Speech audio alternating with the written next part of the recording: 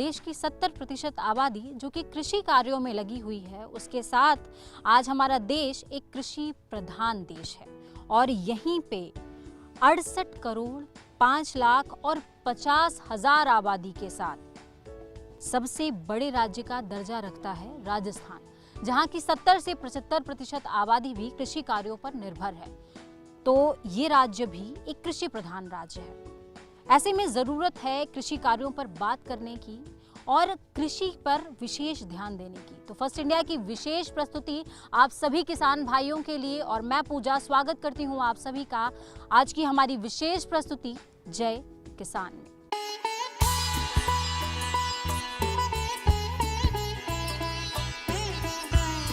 मृदा यानी मिट्टी किसी भी प्रदेश अथवा क्षेत्र के कृषि विकास का आधार होती है।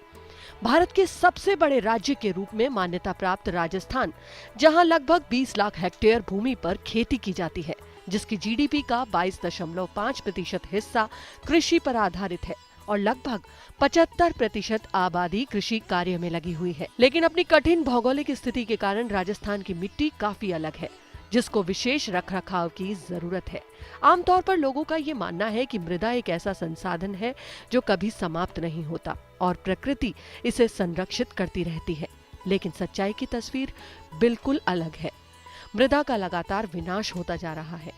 आज हालात ये है कि प्राकृतिक और मानवीय कारणों से मिट्टी नष्ट होती जा रही है, जो एक ऐसा संकट है जिसका निराकरण यदि समय पर नहीं हुआ तो विनाश का कारण बन जाएगा और हम सभी खाद्यान्न संकट से जूझ रहे होंगे। ऐसे में आज जरूरत है कृषि क्षेत्र में उचित मृदा प्रबंधन की।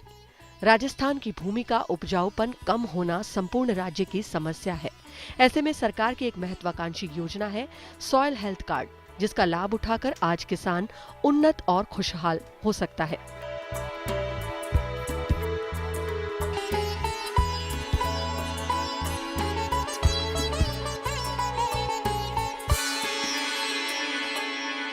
दर्शकों, जय किसान की इस कड़ी में आप किसान भाइयों के लिए आज हम मुद्दा लेकर के आए हैं मृदा, क्योंकि खेती किसानी की कल्पना बिना मिट्टी के नहीं की जा सकती। तो आज मृदा प्रबंधन पर बात करने के लिए हमारे साथ कृषि विभाग से उप निदेशक जतन सिंह जी हैं।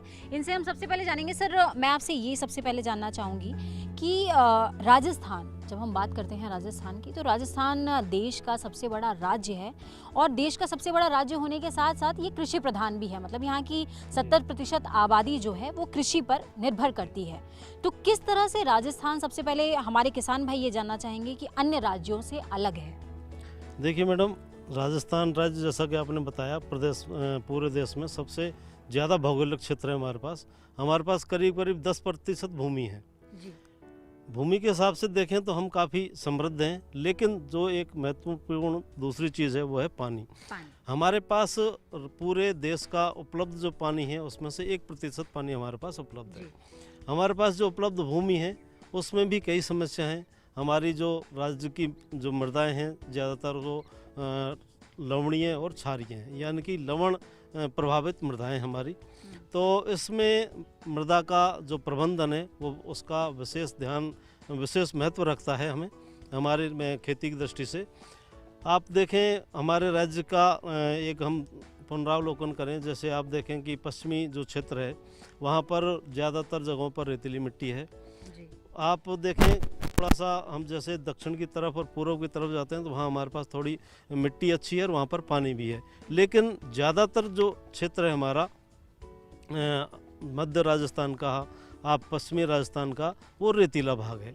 रेतीले भाग में मिट्टी का प्रबंधन उपलब्ध जल के हिसाब से करना बहुत ही आवश्यक है। तो हमारे किसान भाई किस तरह से इस पर ये जानें कि उनकी खेत की मिट्टी किस तरह की है, लवणीय है या क्षारीय है, ये किस तरह से वो पहचान करें इस पर? देखिए मैडम, लवणीय और क्षारीय जो मृदाएं हैं उनकी पहचान किसान अपने खेत में भी कर सकता है, और ज़्यादा उसको समस्या आ रही है तो कृषि विभाग का नज़दीकी कोई कार्यालय है उसमें जाके भी पता कर सकता है, उनको भी दिखा सकता है और अपना नमूना लेके, मिट्टी का जो नमूना है वो लेके प्रयोगशाला राज्य सरकार द्वारा केंद्र सरकार के सहयोग से प्रदेश में लगभग हर जिले में 2 या 3 कोशिश ये की जा रही है कि पंचायत समिति स्तर पर मृदा परीक्षण की प्रयोगशालाएं खोली जा रही हैं। जी। तो किसान अपना नमूना लेके, मिट्टी का नमूना लेके और वो नज़दीकी जो मिट्टी परीक्षण प्रयोगशाला है उसमें उसकी जांच करवा सकता है।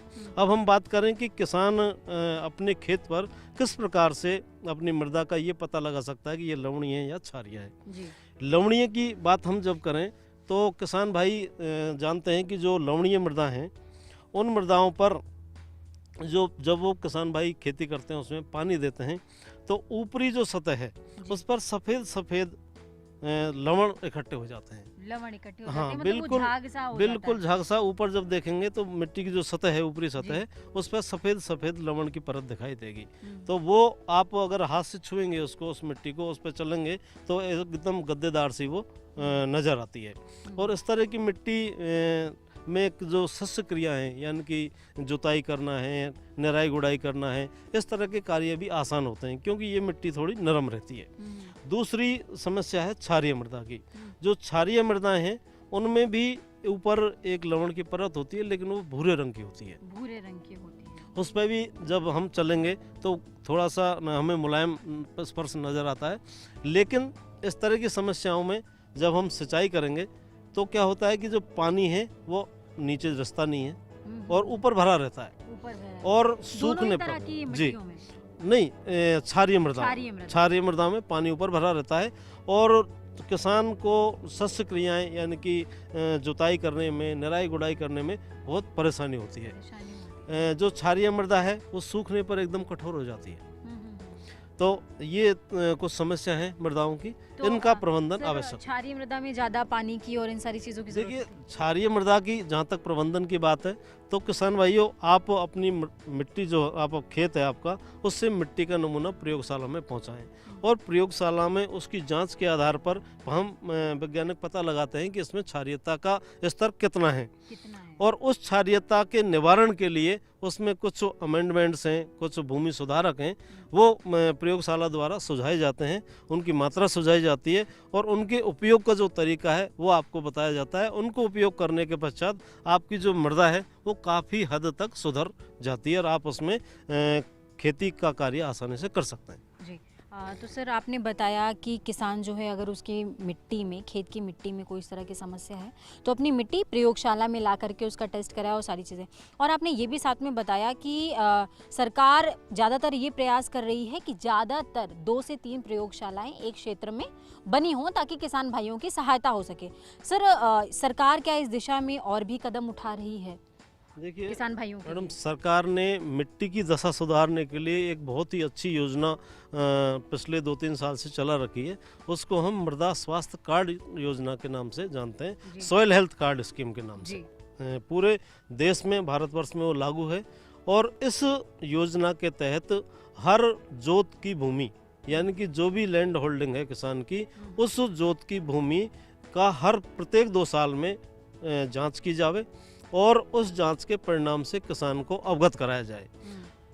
इसमें किसान का इन्वॉल्वमेंट अभी काफ़ी हद तक हुआ है, लेकिन सरकार इसका प्रयास इसमें ये है कि किसान चाहे अपनी मिट्टी की जांच कराए या नहीं कराए, लेकिन हमें उसकी मिट्टी की जांच जरूर करनी है और उसको मृदा स्वास्थ्य कार्ड पहुंचाना है। इसके लिए हमारे राज्य में, राजस्थान में इस समय पिछले साल से जो स्कीम लागू है उससे अब तक करीब 20 लाख मृदा के नमूने हमने एकत्रित कर चुके हैं और उन नमूनों की जांच की जा रही है और उस जांच के आधार पर किसानों को सॉइल हेल्थ कार्ड उपलब्ध कराया जा रहा है।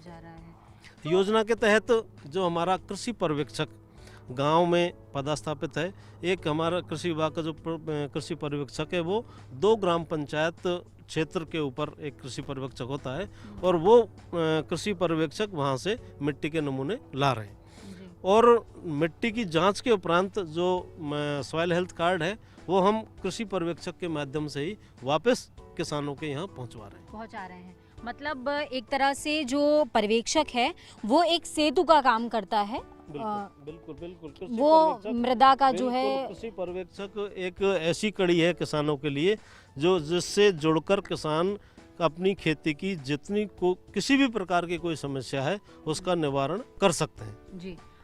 तो सर ये तो हो गई सॉइल हेल्थ कार्ड की बात। ज़्यादातर जो हमारे किसान भाई हैं वो ये सोचते हैं कि भाई हम अपनी मिट्टी में ज़्यादा से ज़्यादा खाद डाल दें, ज़्यादा से ज़्यादा खाद डाल दें, उसकी उर्वरा क्षमता बढ़ जाएगी, मिट्टी की सिर्फ इतनी उपयोगिता है। तो उनसे आप क्या कहना चाहेंगे? मैडम देखिए किसान भाइयों, मैं आपको कहना चाहता हूँ कि मिट्टी में कई प्रकार के उर्वरकों की, कई प्रकार के पोषक तत्वों की आवश्यकता होती है। हमारी जो फसलें हैं, कोई भी हम पेड़ उगाएं या फसल उगाएं या पौधा उगाएं, उसके लिए 16 पोषक तत्व आवश्यक होते हैं और वो 16 पोषक तत्व भिन्न भिन्न उर्वरकों से मिलते हैं। हमारी जो मृदा है, हमें नेचर ने आपका ये सारी चीज़ें उपलब्ध करवाई हैं, लेकिन हम क्या कर रहे हैं कि लगातार भूमि से खेती कर रहे हैं। साल में जहाँ पानी की अच्छी व्यवस्था है वहाँ पे 2 फसलें 3 फसलें ले रहे हैं और उसके बदले में हम भूमि को कुछ दे नहीं रहे हैं, या दे रहे हैं तो उसको संतुलित मात्रा में हम उसमें नहीं दे रहे हैं। हाँ। जैसे मिट्टी में आपके खाने में नमक की बात करें हम, जी। नमक की बहुत थोड़ी मात्रा में आवश्यकता होती है। अगर हम उसको ज़्यादा मात्रा में दे देंगे तो वो खाना हमसे खाया नहीं जाएगा। इसी तरह से भूमि में जो सूक्ष्म पोषक तत्व हैं उनकी बहुत कम मात्रा में आवश्यकता होती है, लेकिन किसान भाई उनको यदि संतुलित मात्रा में नहीं देंगे तो जो हमारे खाने के साथ जो हो रहा है वही पौधों के साथ होता है। इसलिए आप अपनी मिट्टी की जांच कराएं और मिट्टी के जो जांच परिणाम है उसमें जो सिफारिश की गई है उसके अनुसार खाद और उर्वरकों का प्रयोग करें। जी। सर ये तो हो गई कि खाद और उर्वरक की प्रयोग जो है किसान भाई इस तरह से करें। ये अगर उर्वरक वो ज़्यादा इस्तेमाल कर लेते हैं या कभी कभी मिट्टी की जांच नहीं कराते, अपने हिसाब से उर्वरक का इस्तेमाल कर रहे हैं, तो इसका हमारे स्वास्थ्य में क्या कुछ प्रभाव पड़ता है और मिट्टी पे क्या कुछ प्रभाव पड़ता है? देखिए हमारे प्रदेश में या देश की बात करें हम तो किसानों में एक ऐसी टेंडेंसी है कि मेरे पड़ोसी ने एक कट्टा यूरिया यानी कि 50 किलो यूरिया दिया है तो मैं कोशिश करूँगा 60 किलो दूँ। 60 किलो। इस तरह की प्रवृत्ति है, किसान पड़ोसी को देख के काम करता है। जी। तो हमें ऐसी प्रवृत्ति नहीं रखनी है। हमारी मिट्टी की जांच कराएं और उसमें क्या आवश्यक है। मिट्टी में जो पोषक पौधे हैं वो ज़्यादा नाइट्रोजन ज़्यादा लेते हैं, तो नाइट्रोजन की आवश्यकता होती है, लेकिन नाइट्रोजन के साथ साथ पोटास है, फास्फोरस है, गंधक है, इन सभी चीज़ों की और भी आवश्यकता होती है। तो हमें जो आपको संतुलित पोषक तत्व हैं, यानी कि जो आपके मृदा स्वास्थ्य कार्ड में आपको बताया है कि इतना फास्फोरस काम में लेना है, इतना पोटास काम में लेना है और इतनी नाइट्रोजन काम में लेनी है। यदि हम नाइट्रोजन देंगे, अधिक मात्रा में नाइट्रोजन देंगे तो दूसरे पोषक तत्वों की कमी हो जाएगी और उसकी अधिकता हो जाएगी। भूमि में क्या होता है कि हम जो फर्टिलाइजर अप्लाई करते हैं यानी कि उर्वरक हम जब भूमि में प्रयोग करते हैं तो वो उस जिस फॉर्म में हम दे रहे हैं उसमें खेत में उसमें तो उपलब्ध होता नहीं है, उसमें तो पौधा लेता नहीं है, उसमें फिर परिवर्तन होता है और पौधा, जैसे हम नाइट्रोजन की बात करें तो नाइट्रेट फॉर्म में और इसको पौधा ग्रहण करता है।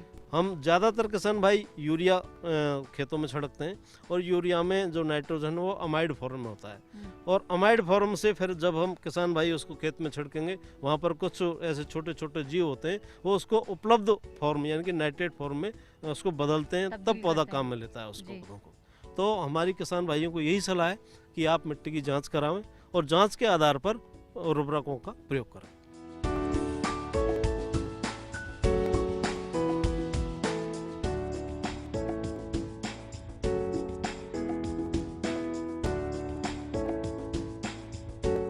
किसान भाइयों, हमारी विशेष प्रस्तुति जय किसान में फिलहाल समय हो गया है एक छोटे से ब्रेक का। आप सब कहीं मत जाइएगा, हम जल्द वापस लौटते हैं।